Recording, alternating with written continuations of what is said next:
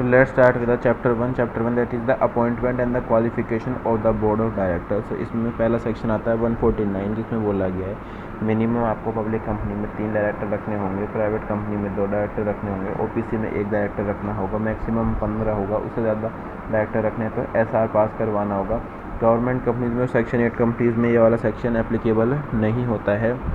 अगर एओए ने बोला है तो आप लोअर लिमिट भी रख सकते हो maximum number of the directors की। अब रूल 3 में बताया गया है इन वुमेन डायरेक्टर्स के बारे में, तो वुमेन डायरेक्टर्स की लिमिट है 100 करोड़ से अंदर 300 करोड़। अब आपको कितना अपॉइंटमेंट करना है, उनको 3 मंथ्स और the board meeting whichever is later में। अगर नई कंपनी है तो फिर ये आपको 6 महीने कर दिए जाएंगे, थोड़ी राहत दी जाती है। फिर बात करते हैं 149 सबसेक्शन 3 की। इसमें रेजिडेंट डायरेक्टर कम से कम 182 डेज़ में आपका रहना चाहिए, लेकिन अगर कंपनी वो 1 साल से कम के लिए खुली है तो फिर प्रोपोर्शनेट होना चाहिए। सब्सक्राइबर होंगे जो आपके मेमोरेंडम के वो डीम्ड फर्स्ट डायरेक्टर्स होंगे। And nothing can mention by the AOA, nothing can be mention by the AOA. Nominee directors, management directors, whole time directors can not be the independent directors, ठीक है। But if the company have audit committee then majority, मतलब 170-72 की definition लगेगी। अब listed companies में 1/3 total directors हो सकते हैं इंडिपेंडेंट डायरेक्टर्स, और अनलिस्टेड में एटलीस्ट 2 इंडिपेंडेंट डायरेक्टर्स चाहिए आपको। फिर आता है rule for of the companies. Paid of share capital यानी कि 10 करोड़ होनी चाहिए और टर्नओवर होना चाहिए 100 करोड़ से, और ये लिमिट है 50 करोड़ की। ये लिमिट आपको एप्लीकेबल नहीं होगी अगर आप जॉइंट वेंचर में हो, होली ओन सब्सिडी है और 455 में डोरमेंट कंपनी हो। 3 कंसेक्यूटिव ईयर्स से आपको ये लिमिट एप्लीकेबल नहीं होती तो आगे भी एप्लीकेबल नहीं होगी। ऊपर याद रखना कैपिटल में रिजर्व कैपिटलाइज अमाउंट रिड्यूस करना है, यानी कि ये अमाउंट नहीं आएगा। फिर आते हैं सेक्शन 149(6) की तरफ। अब इंडिपेंडेंट डायरेक्टर जैसे इसमें ये सी हटा दो और एच हटा दो। अब इंडिपेंडेंट डायरेक्टर, आपका कोई इंडिपेंडेंट डायरेक्टर है तो वो आपकी एसोसिएट कंपनी में भी डायरेक्टर हो सकता है और इंडिपेंडेंट डायरेक्टर हो सकता है। कोई आपका इंडिपेंडेंट डायरेक्टर है वो आपकी सब्सिडी कंपनी में भी डायरेक्टर हो सकता है और इंडिपेंडेंट डायरेक्टर हो सकता है। 149(6) यानी कि कौन कौन आपका इंडिपेंडेंट डायरेक्टर हो सकता है, तो इम्पोर्टेंट डॉक्स और एफयूएन के। तो आई से इंटेग्रिटी, एक्सपर्टाइज और एक्सपीरियंस। एम से मॉनिटरी रिलेशनशिप नहीं होना चाहिए, लेकिन कैसे कैसे रिलेशनशिप चल जाएंगे, जैसे कि रेम्यूनरेशन चल जाएगा, अगर 10% से टोटल इनकम से कम है तो चल जाएगा, और आर्म लेंथ प्राइस है तो चल जाएगा। अब आते हैं पी पे, promoter of the cash. Promoter of the cash यानी कि ये वो प्रमोटर नहीं होना चाहिए कंपनी का, एसोसिएट कंपनी का, सब्सिडी कंपनी का और होल्डिंग कंपनी का। रिलेटिव नहीं होना चाहिए प्रमोटर डायरेक्टर का, यहीं से वो आ गया प्रमोटर डायरेक्टर्स का कैश में। डी से डेटेडनेस, ओ से अदर, जी से गारंटी सिक्योरिटी। अब ये ग्रीन येलो से याद आ जाएगा कैश प्लस पीडी, इससे कैश प्लस पीडी और कैश। लिमिट है इसकी 50 लाख, इसकी 2%, इसकी 50 लाख, इसकी 2% प्लस 50 लाख रुपीज़। इसका 2% कौन सा है याद रखने के लिए, ओ है तो इसमें टर्नओवर आएगा, टर्नओवर और टोटल इनकम, और इसमें आएगा 2% of the period of share capital. अब आता है FVNK, तो पहले इसमें ग्रीन येलो सिर्फ यही है, और ऊपर अभी तक 2 फाइनेंशियल ईयर की बात चल रही थी, लेकिन इस लाइन में बात चलेगी 3 फाइनेंशियल ईयर्स की, FVNK, ठीक है। तो सबसे आसान से स्टार्ट करते हैं। इसमें V आसान है और K आसान है।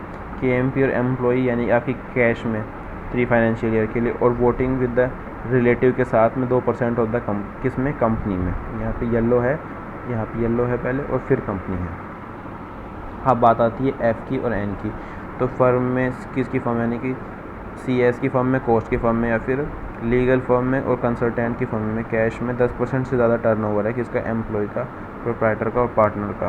और CEO डायरेक्टर इसमें NPA नॉन प्रॉफिट ऑर्गेनाइजेशन में, जहाँ यहाँ से या तो 25% रिसिप्ट आती है कैश या PD की, या फिर 2% ऑफ द कंपनी वो होल्ड करते हैं। अब आता है बात OPSET एग्ज़ाम की, जो कि दिख रखी है सेक्शन नंबर 150 में। OPSET एग्ज़ाम किन किन को देना एप्लीकेबल नहीं होगा, अगर 3 ईयर से ज़्यादा काम कर चुके हैं तो, और ये 10 ईयर की लिमिट एप्लीकेबल है। 10 यानी कि एडवोकेट हो, या फिर CS CS CA में इन प्रैक्टिस हो। 3 ईयर यानी कि चीफ जनरल मैनेजर हो SEBI के, RBI के, IRDA के, या फिर PFRDA के, या फिर लिस्टेड कंपनीज। अनलिस्टेड कंपनी तो 10 करोड़ से ज़्यादा की कैपिटल है। ये इंडिया में लिस्टेड थी, ये लिस्टेड है अब्रॉड में कहीं पे। ये इंडिया में 10 करोड़ से तो बाहर है $2 मिलियन रुपीज़। 150 के बारे में और भी बातें बताई गई हैं आगे नीचे वाले सेक्शन में। तो चलो ठीक है। अगर रेजिग्नेशन DI या 12 ने कंपनी को ROC को फाइल भी नहीं किया तो भी आपकी जो रेजिग्नेशन है वो वैलिड मानी जाएगी। और जो इंडिपेंडेंट डायरेक्टर के टर्म है वो 2 साल के होते हैं, तो अप टू 5 ईयर्स उससे ऊपर बढ़ाना है तो SR पास करना होगा, उसके बाद निकालना है तो भी SR पास करना होगा। कूलिंग ऑफ पीरियड होता है 3 साल का, कूलिंग ऑफ पीरियड होता है हमेशा 3 साल का। अब manner of selection of the independent directors 150, online application से 13 महीने में हो जाना चाहिए चालू। जिसको डिन नहीं है उसको भी मिल जाएगा। रिन्यूअल जो आपको एप्लीकेशन देनी है वो 30 दिन से पहले देनी है एक्सपायरी के। OP सेट के बारे में मैंने वहाँ पीछे बता ही दिया। ये दे रखा है कि 2 साल से आपको फ़ीस दे रखी है लेकिन आपने नहीं दी तो 1000 रुपये आप एक्सटेंड करने के लिए 1 साल के लिए और लिमिट बढ़ा देते हो। अगर इसमें पास जाते हो तो शुरू से वैलिड हो जाएगा, यानी कि यहाँ से इसमें भी फेल जाते हो तो फिर आपको नया रजिस्ट्रेशन कराना है, वही 2 साल वाली कहानी शुरू हो जाएगी आगे। मैनेजिंग डायरेक्टर में भी रोटेशनल और नो रोटेशनल आगे जाके पढ़ेंगे हम 152 सबसेक्शन 6 में, सो स्टेट इनको दैट। अब सेक्शन 151, सेक्शन 151 है कि स्मॉल शेयर होल्डर डायरेक्टर, तो कौन कौन बन सकता है जिसकी नॉमिनल वैल्यू या तो कम हो या इक्वल टू हो 20,000 से, 20,000 से ज़्यादा नहीं हो सकता। ये कंपनी का में है, अपॉइंट कर भी सकती है नहीं भी कर सकती। कितने शेयर होल्डर्स के बोलने पे 1000 शेयर होल्डर्स और 1/10, यानी कि 1000 और 1/10 ऑफ द शेयर होल्डर्स। 14 दिन पहले बताना है आपको मीटिंग में, और आपको क्या देना है, अपना अपना वो देना है, name, address, folio number, not liable to be retired by the rotation. SSD are not liable to be retired by rotation. SSD can be anyone holding the equity और preference। जो ये 20,000 की वैल्यू है इसमें equity प्लस प्रेफरेंस दोनों आते हैं, याद रखने वाली बात है ये। 164 में उसको अपनी कंसेंट भी देनी होगी। अब appointment of the director, consent उसकी ROC को 30 डेज़ में फॉरवर्ड कर दी जाती है DI या 12 में। SSD is considered independent director according to the ICAI। और SSD आफ्टर टेन्योर किसी भी और कैपेसिटी में काम नहीं कर सकता, आइदर डायरेक्टली और इनडायरेक्टली। आता है 152(6) में बोला गया है जैसे टोटल 10 डायरेक्टर में 2/3 जो होंगे रिटायर बाय रोटेशनल होंगे और इसको हमेशा हायर राउंड ऑफ किया जाएगा, और 1/3 होंगे वो आपके नॉन रोटेशनल डायरेक्टर हो सकते हैं। इसमें से 1/3 आपको रिटायर करने ही होंगे और इसको मैथमेटिकल राउंड ऑफ किया जाएगा। अब आपके टोटल नंबर डायरेक्टर्स में 3 नहीं आएंगे। एक तो आपके इंडिपेंडेंट डायरेक्टर नहीं आएंगे, नॉमिनल डायरेक्टर जो किसी ने फाइनेंशियल इंस्टीट्यूशन ने सेटअप बाय द पार्लियामेंट, जैसे कि SBI वगैरह ही हो सकता है, प्राइवेट बैंक वगैरह नहीं आ सकते। और इसमें दूसरा LIC ने बोल रखा, और तीसरा ऑल्टरनेट डायरेक्टर्स। ये 3 चीज़ें टोटल उसमें नहीं आती। और अभी आपको बताया भी था स्मॉल शेयर होल्डर डायरेक्टर्स भी आपके रोटेशनल डायरेक्टर नहीं हो सकते।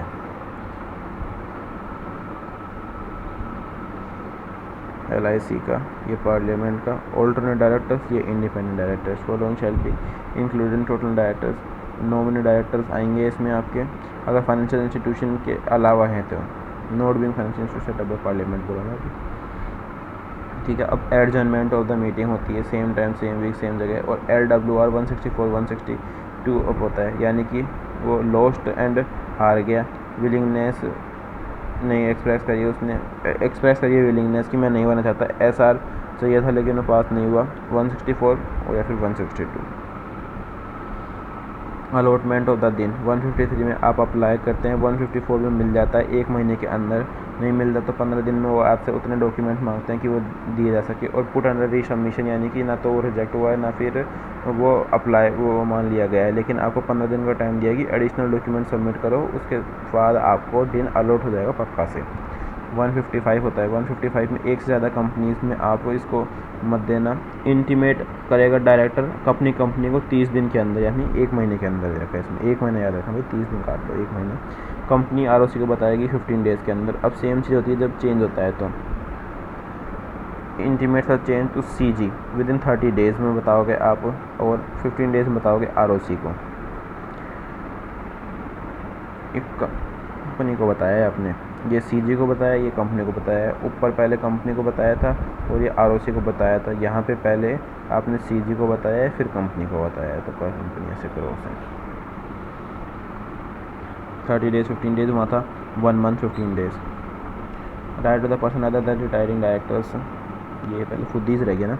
अदर पॉइंट यानी कि कौन कौन अपना डिन कैंसिल हो जाएगा अगर डिन एफ से फ्रॉडलेंटली अटेंड किया था उसने, यू से अनसाउंड माइंड का है, डी से डेथ हो गई है, दूसरा डी से तो डुप्लीकेट था, और आई से इंसॉल्वेंट है, और एस से सरेंडर कर दिया उसने अपना दिन। 160 तो 160 में अब दे रखा है कि 14 डेज़ का आपको नोटिस देना है और डिपॉजिट करवाना है 1 लाख रुपीज़ का। जब आप 14 डेज़ का नोटिस दोगे तो उसमें 7 दिन को आपको इन्फॉर्म कर देंगे कैंडिडेटर को कि आपको हम ले रहे हैं कि नहीं ले रहे हैं। वो 1 लाख पे करने के बाद भी वो नहीं है। 25% से ज़्यादा इक्वल टू नहीं है, इसमें याद रखना इक्वल टू नहीं है। 25% से ज़्यादा अगर आपको वोट मिले हैं तो आप एप्लीकेबल हो जाओगे आपको रिफ़ंड वापस लेने के लिए, वरना नहीं होगे। रिफ़ंड किस को नहीं चाहिएगा? इंडिपेंडेंट डायरेक्टर को, ऐसे किसी पर्सन को जिसको नॉमिनेशन रेमुनेशन कमेटी ने रिकमेंड किया है। In case nomination remuneration committee did not exist तो डायरेक्टर्स ने रिप्रेजेंट किया है उसको, डायरेक्टर्स ने रिकमेंड किया है। आपको कैसे सर्व करना है इन्फॉर्मेशन, ईमेल में देना है, राइटिंग में देना है और वेबसाइट पे देना है अपनी पे, लेकिन एडवर्टाइज़ भी करना है किसमें? वर्नाकुलर में और इंग्लिश में। अगर जहाँ पे आपने एडवर्टाइज़ कर दिया और वेबसाइट पे दे दिया तो आपको इंडिविजुअल नोटिस देने की कोई कंप्लाइंस ज़रूरी नहीं है कि सिर्फ आप फिर दो। Even if notice received of date working hours last date पे ये वैलिड हो जाएगा अकॉर्डिंग टू सर, लेकिन नॉट वैलिड होगा according to ICAI, not valid होगा according to the ICAI। Nidhi companies के लिए जो ये 10,000 रुपये का डिपॉजिट है हो जाएगा 1 लाख की जगह। सेक्शन 8 कंपनीज़ में ये 25% की लिमिट वो खुद के हिसाब से देख सकते हैं, और सेक्शन 8 कंपनीज अगर बैलेट से कर रहे हैं तो फिर ये लिमिट एप्लीकेबल ही नहीं होगी। ये दे रखा, ये लिमिट एप्लीकेबल नहीं होगी प्राइवेट कंपनीज़ को, सेक्शन 8 कंपनीज़ को और 100% गवर्नमेंट कंपनीज़ को।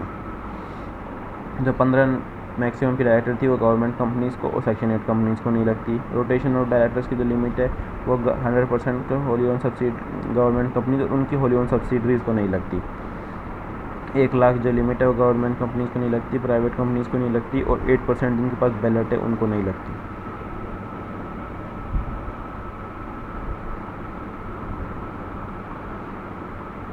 अब appointment of additional director, alternate director और nominee directors. Can alternate director भी MD WTD? Yes, alternate director MD WTD हो सकता है। Both alternate and original can attend, AD will be considered as invitee of the meeting. There is no time limit for filing casual vacancy, चाहे तो appointment ही मत करो। अब आते हैं एडिशनल ऑल्टरनेट नॉमिनी, तो इसमें OR से नहीं कर सकते, इसमें OR से कर सकते हैं, इसमें भी OR से नहीं कर सकते, लेकिन क्वेश्चन इस पर आता है क्योंकि इसमें OR कैंसिल है, इसमें लो, और इसमें रेजोल्यूशन बाय सर्कुलेशन से नहीं कर सकते, इस पर भी क्वेश्चन आता है। तो 2 चीज़ें ध्यान रखनी है आपको। और कैजुअल वैकेंसी फाइल करने कोई डेट नहीं होती, कैजुअल वैकेंसी कोई फाइल नहीं कर सकता। This mean the line casual vacancy भी can not be filed by this method. अब अपॉइंटमेंट ऑफ द डायरेक्टर्स, अगर 162 में आपको जनरल मीटिंग है तो 2% ज़्यादा करना है तो आपको सिंगल रेजोल्यूशन पास करना होगा और यूनानिमस आना चाहिए कि हम इस पर्सन को अपॉइंट करना चाहते हैं।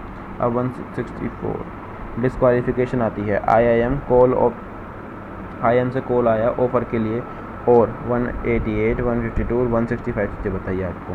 IIM से यानी कि आप इंसॉल्वेंट हो, अनडिस्चार्ज, इंसॉल्वेंट हो, एप्लीकेशन दी हुई है ये। M से माइंड से अनसाउंड हो, कॉल का पेमेंट नहीं किया और 6 मंथ से ज़्यादा हो चुके हैं, call in respect of any shares him और 6 मंथ हैव बीन इलेप्स्ड, और ऑफ यानी कि ऑफेंस कर चुके हो। ऑफेंस कैसा? अगर 6 महीने ज़्यादा किया तो 5 साल के लिए डिस्क्वालीफाई, और 7 साल से ज़्यादा के लिए जेल हो जाती है, तो फिर आप कभी ज़िंदगी में डिस्क्वालीफाई होगे ही नहीं। OR से ऑर्डर ऐसा जो कोर्ट ने पास किया, 188, 152, 165। 155 में मैक्सिमम नंबर ऑफ डायरेक्टरशिप जो दे रखी है 20,10 उसको क्रॉस कर जाते हो। 152 में आपने डील के लिए अप्लाई नहीं किया फिर कोई डिस्क्वालीफाई हो जाते हो। 188 में रिलेटेड पार्टी ट्रांजैक्शन कुछ ऐसे करते हो। ये बातें हुई 164 सबसेक्शन 1 की। अब आते हैं 164 सबसेक्शन 2 की तरफ। 2 चीज़ें दे रखी हैं उसमें, अगर आपने फाइनेंशियल स्टेटमेंट्स और एनुअल रिपोर्ट नहीं दी कंटिन्यूसली 3 फाइनेंशियल ईयर के लिए, या फिर DDD यानी कि डिपॉजिट, डिवेंचर और डिविडेंड नहीं दिया और कंटिन्यूसली 1 साल हो चुका है उस बात को, तो 5 साल के लिए आप डिस्क्वालीफाई हो जाओगे। कोई नया डायरेक्टर आया था कंपनी में तो उसमें आप 6 महीने का टाइम दिया जाएगा आपको ये सब काम करने के लिए। 5 साल उस कंपनी में रीअपॉइंट नहीं हो सकते और नई कंपनी में अपॉइंट नहीं हो सकती, ये याद रखना। Director to inform company whether disqualified और नॉट डिस्क्वालीफाइड 164(2) में, वरना फिर ऑडिटर रिपोर्ट में वो बता देता है अपना क्वेश्चन था।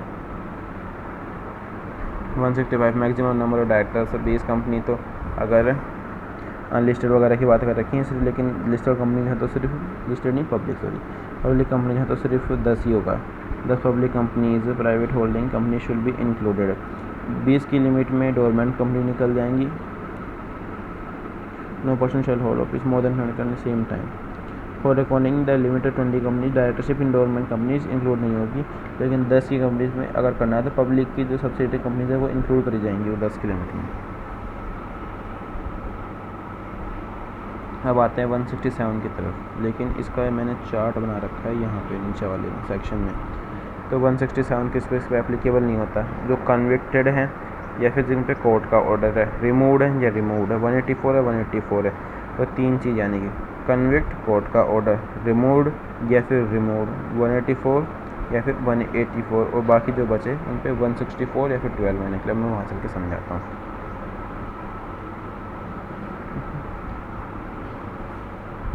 हाँ, 164 में डिस्क्वालीफाई हो गए और 12 मंथ से ज़्यादा अगर उन्होंने डायरेक्टली कोई मीटिंग नहीं करी विद और without of leave of absence, है मीटिंग का एब्सेंस का नोटिस दे दिया हो। अब 184 में आपको जनरल और स्पेसिफिक बताना होता है कि हम आएंगे या नहीं आएंगे। तो फेल टू डिस्क्लोज कॉन्ट्रावेंशन किया और फिर उसको बताया भी नहीं, फेल टू डिस्क्लोज, तो ये होगा 184। अब आते हैं कॉन्विक्ट और कोर्ट का ऑर्डर। कॉन्विक्टेड है 6 महीने से ज़्यादा के लिए और कोर्ट का ऑर्डर को पास कर दिया गया है।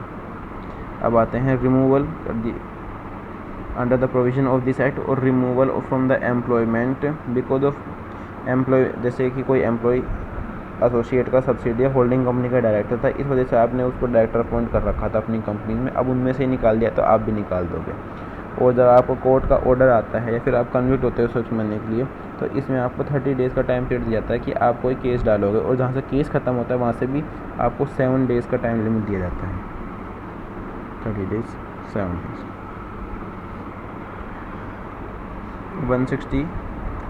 168 में resignation of the director. Directors का नोटिस देना है कंपनी को, कंपनी नोटिस देगा मेंबर्स को, वेबसाइट पे बताएगा, बीओडी रिपोर्ट में डालेगा। DIR 12 देना है, 12 देना रजिस्ट्रार को, लेकिन आप DIR 12 रजिस्ट्रार को सबमिट नहीं करते, then still be resignation of the director will be find valid and not be invalid. Days the notice में डल रही होगी या फिर जो लिखा होगा कि उस डेट से, तो which ever is earlier.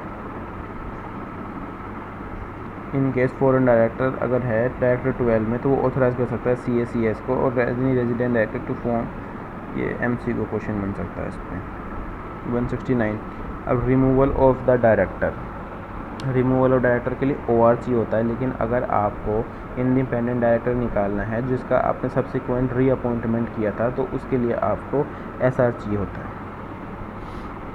Special notice भेजना होगा 14 दिन पहले, बट 3 महीने से पहले मत भेज देना, यानी कि 14 दिन पहले भेजना है, लेकिन 3 महीने से भी पहले मत भेज देना। इसके लिए लिमिट है 1% ऑफ द वोटिंग पावर और paid up share capital of the 5 lakh rupees.